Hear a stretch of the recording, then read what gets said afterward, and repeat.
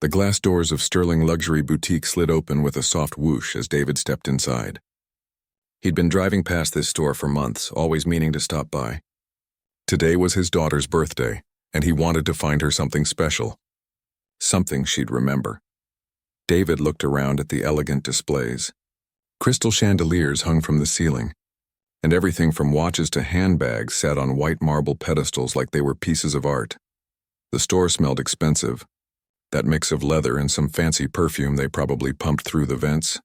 He was dressed simply. Blue jeans, a plain black jacket, and sneakers. He'd come straight from his Saturday morning routine, grabbing coffee and catching up on emails at his favorite cafe.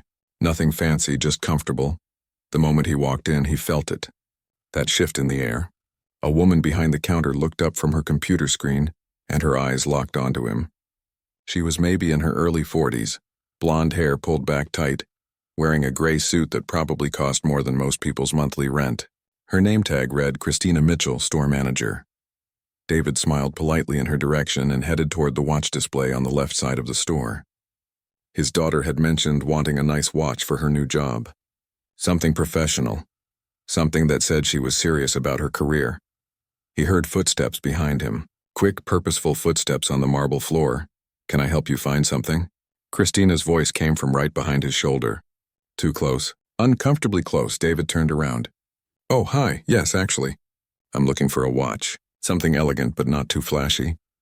Christina's smile didn't reach her eyes. "I see. Well, our timepieces in this section start at around $5,000. We do have a clearance area in the back if you'd like to see more affordable options." David blinked. He hadn't even touched anything yet. Hadn't asked about prices. "That's fine. I'd like to see what you have here first." He turned back to the display case. There was a beautiful silver watch with a blue face. Simple, classic, perfect for what he had in mind. He leaned closer to read the description card. Christina moved to stand between him and the case. "That particular piece is $8,500. It's one of our premium items." She said it like she was warning him away from a hot stove. "It's beautiful," David said, keeping his voice even. "Could I see it?" Christina hesitated. Actually hesitated, like she was calculating whether it was worth her time to open the case. Finally, she pulled out a key and unlocked it, but instead of handing him the watch, she held it up herself, keeping it just out of his reach. "As I mentioned, it's quite expensive. The band is genuine Italian leather and the mechanism is Swiss-made. We require a deposit for customers to try on items in this price range." David felt heat rising in his chest, but he kept his cool. He'd dealt with this before. Not often, but enough times to recognize what was happening. "A deposit to try on a watch?" "Store policy," Christina said quickly. "For high-value items." That was interesting because just then the door opened again. A man walked in wearing a sharp navy suit and carrying a briefcase. He looked like he'd just come from a business meeting. Christina's head snapped toward him like she was on a swivel. "Good afternoon, sir. Welcome to Sterling Luxury Boutique." Her entire voice changed. Suddenly it was warm, welcoming, dripping with enthusiasm. "Please let me know if you need any assistance. We just received a new collection of Italian leather goods that I think you'd love." The man nodded politely and headed toward the men's accessories section. Christina turned back to David, and the warmth vanished from her face like someone had flipped a switch. She was still holding the watch, still keeping it away from him. "So did you want to see the clearance section, or?" She let the question hang in the air. David took a slow breath. "No, thank you. I'm interested in this watch, but I'd like to actually hold it, see how it feels. That's usually how people shop for watches, right?" Christina's jaw tightened. She glanced around the store like she was looking for backup. "Sir, I'm just trying to help you find something in your price range. There's no shame in looking at our more economical options." "I didn't say I had a price range," David replied quietly. Another customer entered, a woman in yoga pants and a designer handbag. Christina barely glanced at her, but David noticed that when the woman picked up a purse from a display, no one rushed over to warn her about the price or suggest she shop in clearance. Christina finally, reluctantly, placed the watch on the counter in front of David.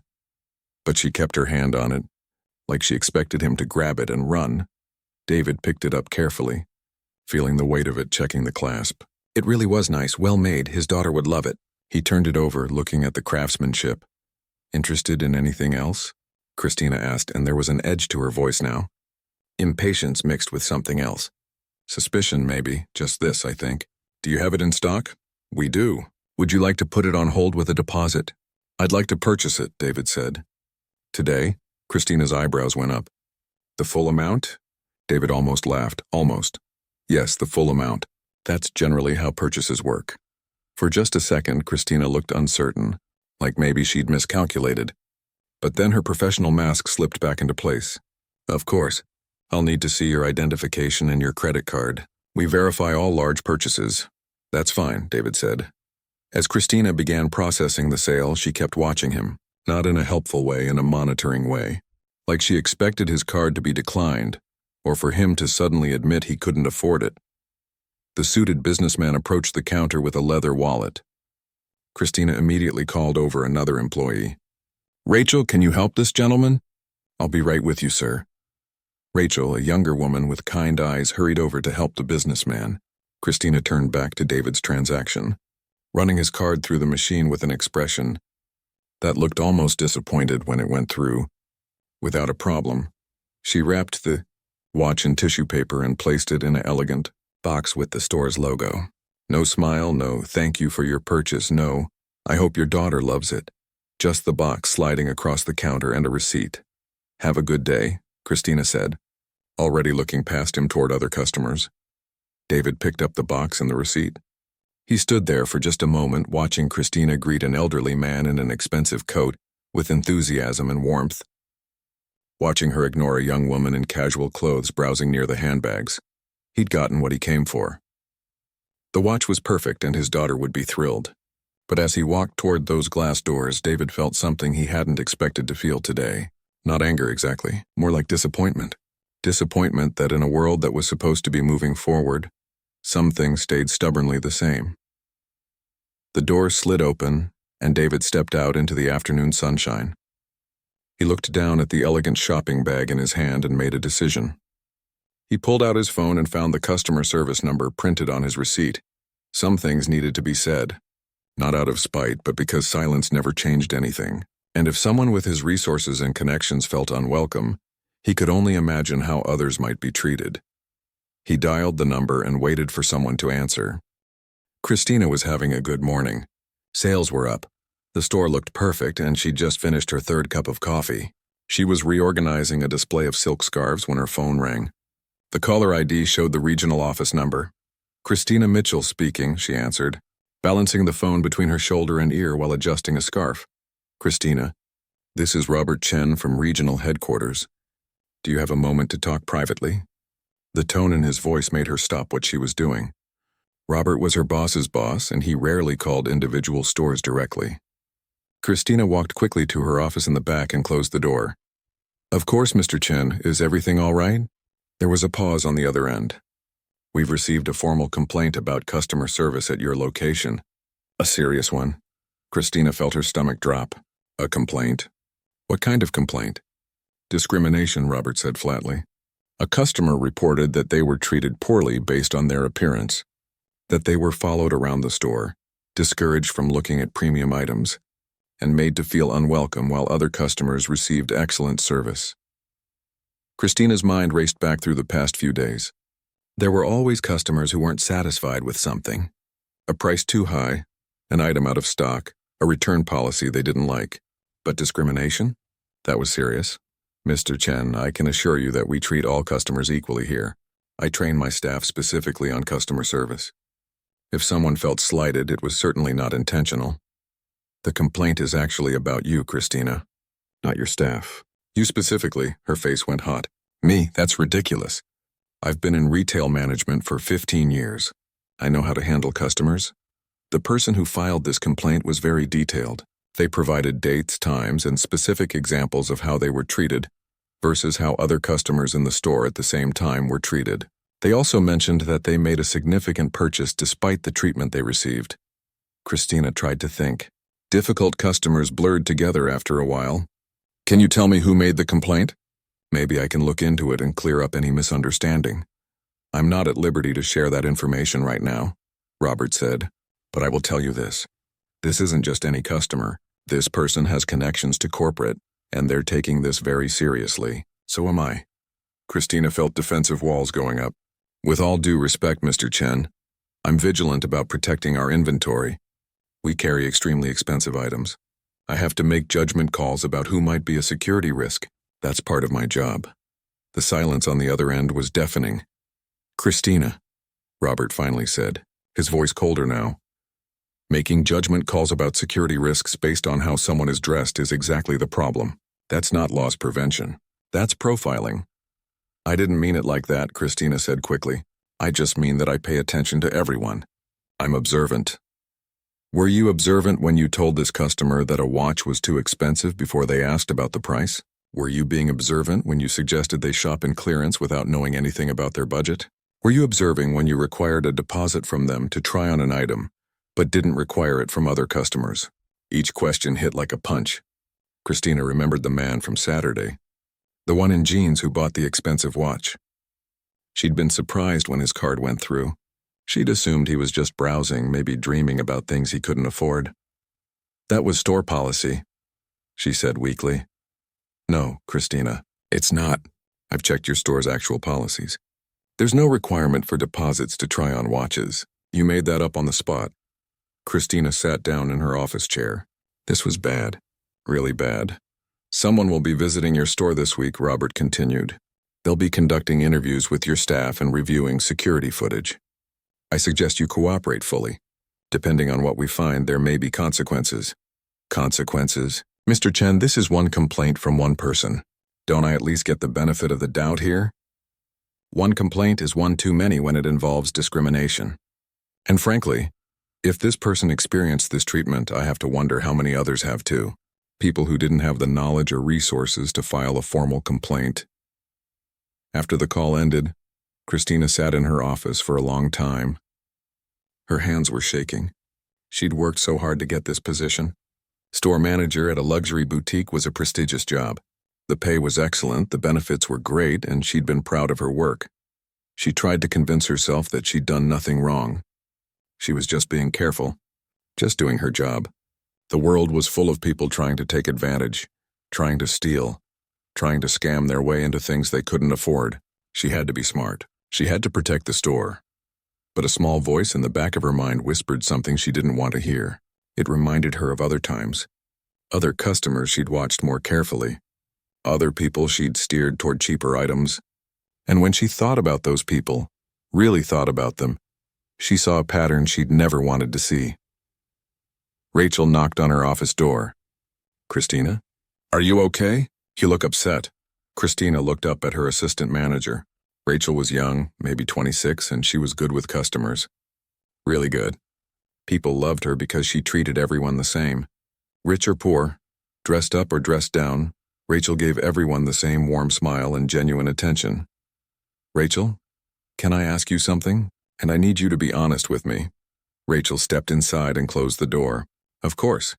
Do you think I treat customers differently? Based on how they look? Rachel's face changed. She looked uncomfortable, like she'd been asked a question she'd hoped never to answer. Rachel, Christina pressed. Please, this is important, Rachel took a breath. Sometimes, yes. I've noticed that you're more welcoming to customers who are dressed professionally or who look wealthy, and you tend to hover around customers who are dressed more casually. I've seen you follow people around the store when I didn't think there was any reason to. Christina felt sick. Why didn't you ever say anything? You're my boss, Rachel said gently. And honestly, I didn't think you'd listen.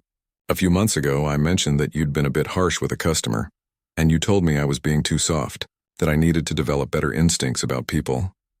I remember that, Christina whispered. Look, Rachel said, sitting down across from her. I don't think you're a bad person. I really don't. But I think maybe you have some blind spots, some assumptions you don't even realize you're making. Christina wanted to argue, wanted to defend herself, but instead she just nodded, because deep down she knew Rachel was right. Over the next few days, Christina couldn't shake the feeling of dread. She kept replaying interactions with customers in her mind. She watched herself on the security footage from different days, and what she saw made her uncomfortable. The way her body language changed depending on who walked through the door. The way her smile appeared and disappeared based on what someone was wearing. She tried to overcompensate, being overly friendly to everyone. But it felt fake. Forced. Her staff noticed the change and started whispering among themselves. When a woman named Patricia arrived on Thursday morning, introducing herself as a corporate consultant, Christina knew this was it. This was the investigation Robert had mentioned. Patricia was professional and calm. She spent the day observing, taking notes, and asking questions. She interviewed staff members one by one in Christina's office. Christina tried to work normally, but her hands kept shaking. By the end of the day, Christina knew her career was hanging by a thread, and for the first time in her life, she had to face the possibility that maybe, just maybe, she deserved whatever was coming. Patricia spent 3 days at the store. 3 long, uncomfortable days where Christina felt like she was under a microscope. Patricia didn't say much. She just watched, took notes, and asked questions that seemed simple but felt loaded with meaning. On the first day, Patricia observed the store from a corner, sipping coffee and pretending to browse. Christina noticed her watching how the staff interacted with different customers. Every time Christina greeted someone, she felt Patricia's eyes on her, analyzing every word, every gesture. On the second day, Patricia started the interviews.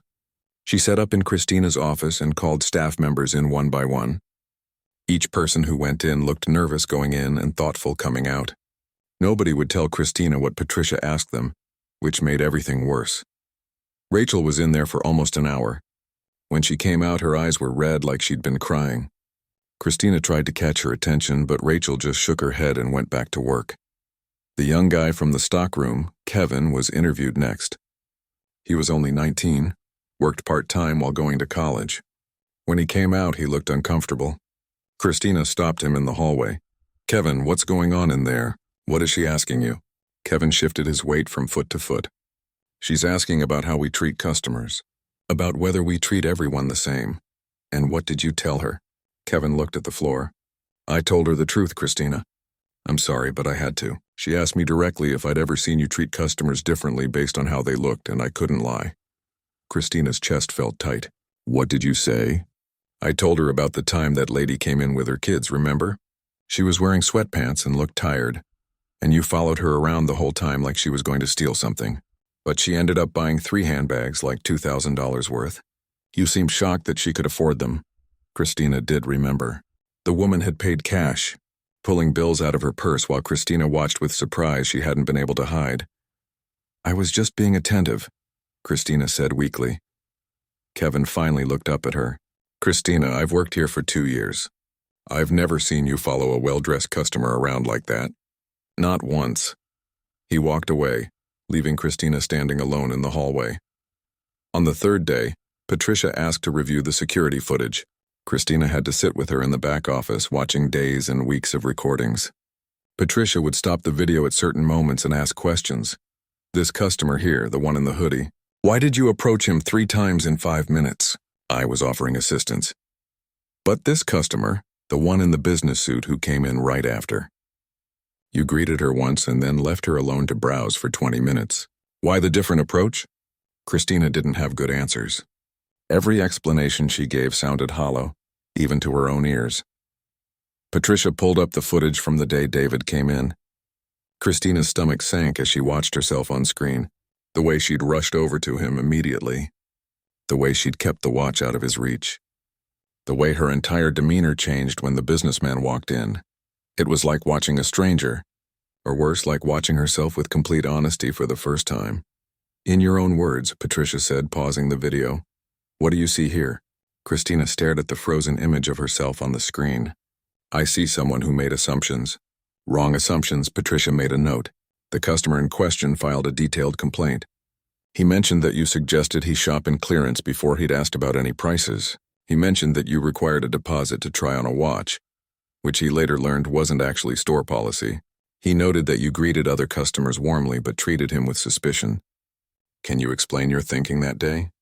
Christina wanted to defend herself, wanted to explain that she'd been doing what she thought was right, protecting the store, being smart about security.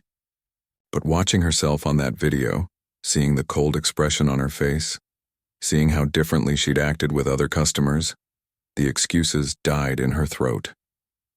"I judged him," she said quietly. I looked at how he was dressed and I decided he probably couldn't afford anything in the store. I decided he might be a problem. I didn't give him a chance. Patricia nodded slowly. Did you know who he was? No, just a customer. He bought the watch and left. After you made him feel unwelcome in your store, Christina nodded. She felt tears building behind her eyes but refused to let them fall. Patricia conducted her last interview with Christina herself. She asked about her background, her training, her approach to customer service. She asked about Christina's understanding of discrimination and bias. I don't think of myself as prejudiced, Christina said. I really don't. I grew up believing everyone should be treated equally. But there's a difference between what we believe about ourselves and how we actually behave, Patricia replied. Tell me, when you see a casually dressed customer walk into your luxury store, what's your first thought? Christina wanted to lie, but what was the point now? I think they're probably just looking. Window shopping. Maybe dreaming about things they can't have. And when you see someone in expensive clothes, I think they're serious buyers. Even though the casually dressed customer might be a millionaire on their day off, and the person in the expensive suit might be drowning in debt and just trying to look successful, Christina had no answer for that. Patricia closed her notebook. I'll be submitting my report to regional headquarters. You should hear from Mr. Chen within the next few days. After Patricia left, Christina sat in her office with the door closed. She thought about calling her husband, but what would she say? That she might lose her job because she'd treated a customer badly? That an investigation revealed she'd been doing it for years without realizing it? Rachel knocked softly and came in without waiting for an answer. She sat down across from Christina, and for a moment, neither of them spoke. I didn't want this to happen, Rachel finally said. I hope you know that. You told her everything, didn't you? She asked me direct questions. I had to be honest. Rachel leaned forward. Christina, I've seen you be kind. I've seen you help customers find perfect gifts. I've seen you stay late to help someone who needed something special. You're not a terrible person, but you have blind spots, big ones, and they hurt people. Rachel paused. The thing is, the customer who complained, he still bought the watch. He still spent his money here even after you made him feel small. That says something about his character, and the fact that he filed a complaint anyway says he was thinking about all the other people who might be treated the same way, people who might not have the confidence or resources to speak up. Christina put her head in her hands. I messed up, didn't I? Really messed up? Yeah, Rachel said softly. You did. That night, Christina couldn't sleep. She kept thinking about the customers she'd judged over the years, the ones she'd followed, the ones she'd steered toward cheaper items, the ones she'd treated with suspicion instead of respect. She'd thought she was being smart, professional, protecting the store's interests. But really, she'd just been protecting her own assumptions, and those assumptions had been wrong all along. Her phone buzzed on the nightstand. An email from Robert Chen. The subject line read, Meeting tomorrow, 9 a.m. Christina's hands shook as she read it. The investigation was over. Now came the consequences. Christina barely slept that night. She was at her computer by 8 in the morning, logging into the video call 15 minutes early. The screen showed an empty conference room at regional headquarters. She watched the clock tick down, each minute feeling like an hour. At exactly 9 o'clock, Robert Chen appeared on screen. He was sitting at a large conference table, papers spread out in front of him. He looked serious, professional, and Christina's heart sank even further. Good morning, Christina. Thank you for being punctual. Good morning, Mr. Chen. Her voice came out smaller than she intended. I've received Patricia's full report. I've reviewed the security footage myself, and I've read the statements from your staff members. He paused, looking directly at the camera. Before we discuss the findings, there's someone here who wanted to be part of this conversation. Christina's stomach dropped as the camera angle widened. Someone else was sitting at the conference table. A man in a casual button-down shirt and jeans. It was him, the customer from Saturday, the man with the watch. Christina felt the blood drain from her face. She opened her mouth, but no words came out. Christina, Robert continued, this is David Thompson. He's the founder and CEO of Thompson Tech Solutions. His company recently signed a $15 million contract with our retail chain to upgrade all of our point-of-sale systems and inventory management software. The room seemed to tilt. Christina gripped the edge of her desk to steady herself. Mr. Thompson was visiting stores in the region. to get a first-hand look at our operations before the technical rollout begins. Your store was on his list. Robert's voice was calm, but there was an edge to it. He's also one of our platinum-level private customers. Over the past 3 years, he's made purchases totaling over $200,000 from our stores. Gifts for employees, family members, and business associates. Christina couldn't breathe. She stared at the screen, at David, who sat quietly with his hands folded on the table. He didn't look angry. He looked calm, which somehow made everything worse. "I don't know what to say," Christina whispered. David leaned forward slightly. "Miss Mitchell, I want you to understand something. I wasn't planning to say anything about what happened. I bought the watch, wished your daughter happy birthday in my head, and was going to move on with my day." Christina noticed he remembered. The watch was for someone's daughter. She'd never even asked. "But I sat in my car for about 20 minutes afterward," David continued, "and I kept thinking about how I was treated. Not because my ego was hurt, not because I was angry, but because I realized something important. If someone like me, someone with resources and connections and confidence, if I was made to feel unwelcome and suspected of wrongdoing, what happens to people who don't have those advantages?" He paused, and Christina saw genuine concern in his eyes. What happens to the young person shopping for their first luxury item, trying to celebrate a milestone? What happens to the grandmother who saved up to buy her granddaughter something special? What happens to people who already face judgment in their daily lives, and then walk into a store that's supposed to make them feel valued? Christina felt tears sliding down her cheeks. She didn't try to stop them. "I filed the complaint because I was thinking about all those people," David said. "The ones who might not know they can complain. The ones who might just leave and never come back, feeling small and unwanted. I have a platform and a voice, so I decided to use it." Robert spoke again. "Christina, Patricia's report confirms what Mr. Thompson described. It also reveals a pattern of similar behavior over an extended period. Multiple staff members reported witnessing incidents where customers were treated differently based on their appearance. The security footage supports these accounts." Christina wiped her eyes. "Mr. Thompson, I owe you an apology. A real one. What I did was wrong. Inexcusable. I made assumptions about you based on nothing but how you were dressed. I was disrespectful and suspicious when I should have been welcoming and professional." David nodded slightly, accepting but not dismissing. "But more than that," Christina continued, her voice shaking. "I'm sorry for all the other people I've treated that way. All the customers I judged before getting to know them. All the times I let my assumptions guide my actions instead of my training and my values. I thought I was being smart and protective. I see now that I was just being prejudiced." The word hung in the air.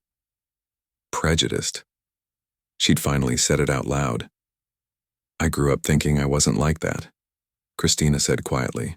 "My parents always said everyone deserves respect.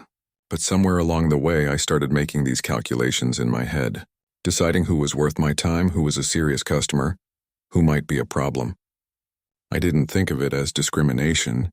I thought of it as experience, intuition, being realistic." She looked directly at the camera at David. "But you're right. If I treated you that way, someone with every advantage, then I've been treating others even worse. People who don't have the confidence to push back. People who might already feel like they don't belong in places like my store. I made them feel that way. I reinforced it." Robert cleared his throat. "Christina, based on the findings of this investigation, we've made a decision regarding your employment." This was it.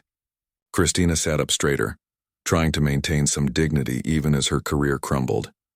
"You're being placed on immediate suspension without pay. Effective now. Your employment status will be under review for the next 2 weeks while we determine final action. Rachel will serve as acting store manager during this time." Christina nodded. She'd expected immediate termination. A suspension meant there was still a possibility, however slim, that she might keep her job. But looking at the evidence, at David's calm face on the screen, at Robert's serious expression, she knew that possibility was almost zero. "I understand," she said. "Christina," David spoke again, "I want to be clear about something. I'm not trying to ruin your life. I don't take any satisfaction in this. But companies have to stand behind their values. And your company made commitments about how they treat customers. Those commitments have to mean something." "They should mean something," Christina agreed. "And I violated them. Repeatedly." Robert added, We'll be implementing mandatory bias training for all management staff across our stores. This situation has revealed gaps in our systems and oversight. You're not solely responsible for this, Christina. We failed in our training and accountability as well. But I'm still responsible for my choices, Christina said. For my actions. Yes, Robert said simply. You are. David stood up from the conference table. I have another meeting, but I wanted to be here for this conversation. Ms. Mitchell, I hope you take time to really think about what happened here. Not just for your career, but for yourself. We all have biases. The question is whether we're willing to see them and change them. He left the frame and Christina was alone on the screen with Robert. I'll be in touch in 2 weeks, Robert said. Use this time to reflect. Think about whether this is the right career path for you, and if it is, how you'll approach it differently. The call ended. Christina sat staring at the blank screen, at her own reflection in the dark monitor. She looked tired, older somehow. But maybe, finally, she looked honest. She thought about David's words, about all the people she'd never see again, the ones she'd made feel unwelcome, the damage she couldn't undo. But maybe, just maybe, she could make sure she never caused that kind of damage again. 2 weeks felt like 2 years. Christina spent most of that time at home thinking. Really thinking, maybe for the first time in her adult life. She'd replay moments in her head. Customers she'd dismissed.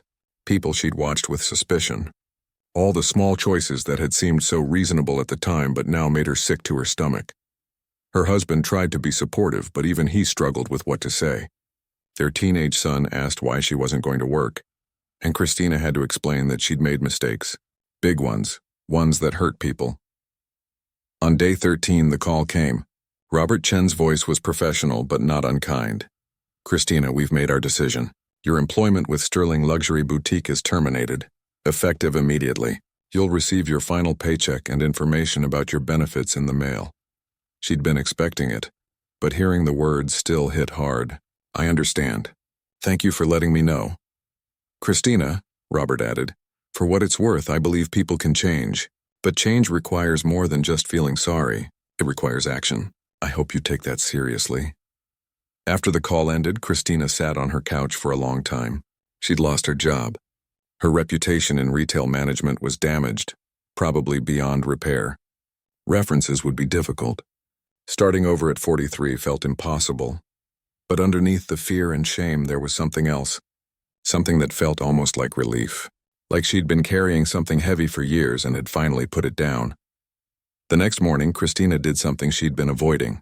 She enrolled in an online course about unconscious bias, then another one about diversity and inclusion. She read books that made her uncomfortable, articles that challenged everything she thought she knew about herself. She started volunteering at a community center in a neighborhood very different from her own. At first, she just helped with administrative work, filing papers, answering phones, simple tasks that kept her busy and away from her own thoughts. But after a few weeks, the director asked if she'd help with their job training program. They needed someone to teach young people about professional behavior, how to interview, how to present themselves in the workplace. Christina almost said no. Who was she to teach anyone about treating people right? But something made her say yes. The first class was terrifying. 15 young people ages 16 to 22 from all different backgrounds, some dressed in clothes that had seen better days, some wearing whatever they could afford, all of them looking at her with a mix of hope and skepticism. My name is Christina, she started, and before we talk about anything else, I need to tell you something about myself. I need to tell you about the biggest mistake of my career. She told them everything. About David, about the watch, about how she'd judged him based on his clothes and lost her job because of it. She didn't make excuses or try to make herself look better. I'm telling you this because I want you to understand something, she said. The way you dress matters in the professional world. That's reality, but it should never determine your worth as a person, or your right to be treated with respect. And anyone who treats you otherwise is wrong. Not you, them. One young man raised his hand. His name was Tyler, and he was wearing a hoodie with a small stain on the sleeve. So what do we do when people judge us? When they follow us around stores or act like we don't belong? Christina thought about that. You hold your head high. You know your worth even when others don't see it. And when you're in a position of power someday, when you're the manager or the boss or the person making decisions, you remember how it felt, and you do better. Over the months that followed, Christina kept teaching that class. She got a part-time job doing customer service at a nonprofit, work that paid a fraction of what she used to make but felt more meaningful somehow. She learned to listen more than she talked. She learned to question her first impressions. She learned that changing yourself was harder and more important than she'd ever imagined. 6 months after losing her job, Christina was at the grocery store when she saw Rachel. Her former assistant manager looked happy, confident. They made eye contact, and for a second, Christina thought about walking away. But Rachel smiled and walked over. "Christina, how are you?" "I'm okay," Christina said honestly. "Working at the community center, teaching job skills. It's different, but good. How's the store?" "Busy. Different without you, but good different." Rachel paused. "I got promoted. I'm the official store manager now." "Rachel, that's wonderful. You deserve it, thanks. I've made some changes. New training for the whole staff about treating every customer with respect no matter what. We have regular meetings about it. And I tell them your story, actually. With your permission, I hope that's okay." Christina felt her eyes water. "Of course it's okay. If my mistakes can help others do better, then at least something good came from it." They talked for a few more minutes before parting ways. As Christina drove home, she thought about how strange life was. How the worst thing that ever happened to her had somehow led to becoming a better person. She never forgot about David Thompson. Sometimes she'd see articles about his company, about the technology his firm was developing. Once she saw him give a speech at a business conference that was posted online. He talked about corporate responsibility, about how companies needed to live their values, not just advertise them. He mentioned a story, though he didn't use names, about a time when he'd been judged unfairly and had to decide whether to speak up or stay silent. About how speaking up wasn't about revenge, but about making things better for everyone who came after. Christina watched that video 3 times. Each time she felt the same complicated mix of shame and gratitude. Shame for who she'd been. Gratitude for the wake-up call that changed her. One evening, after months of thinking about it, Christina wrote a letter. Not an email, but an actual handwritten letter on real paper. She addressed it to David Thompson at his company. She didn't make excuses or ask for forgiveness. She simply thanked him for having the courage to speak up when he could have stayed silent. She told him about the changes she'd made, the work she was doing, the young people she was trying to help. She told him that what he did that day, filing that complaint, had saved her from continuing down a path that would have hurt countless more people. She ended the letter with a simple truth. "You taught me that respect isn't something people earn through their appearance or their circumstances. It's something every human being deserves simply because they're human. I'm sorry I had to learn that lesson at your expense, but I'm grateful I learned it at all." She mailed the letter and didn't expect a response, and she didn't get one. But 3 weeks later, a donation came to the community center. An anonymous contribution, large enough to fund their job training program for an entire year. The director told Christina that the donor had specifically requested the money go toward helping young people prepare for professional opportunities. Christina never knew for certain if it was from David. The donation was anonymous, and it could have been anyone, but in her heart she believed. And whether it was him or not, she knew what she had to do. She had to keep teaching, keep learning, keep doing better, because that's what real change looked like. Not a single moment of realization, but a lifetime of choosing differently. Day after day, person after person, moment after moment. Christina had been given a second chance to get it right. She wasn't going to waste it.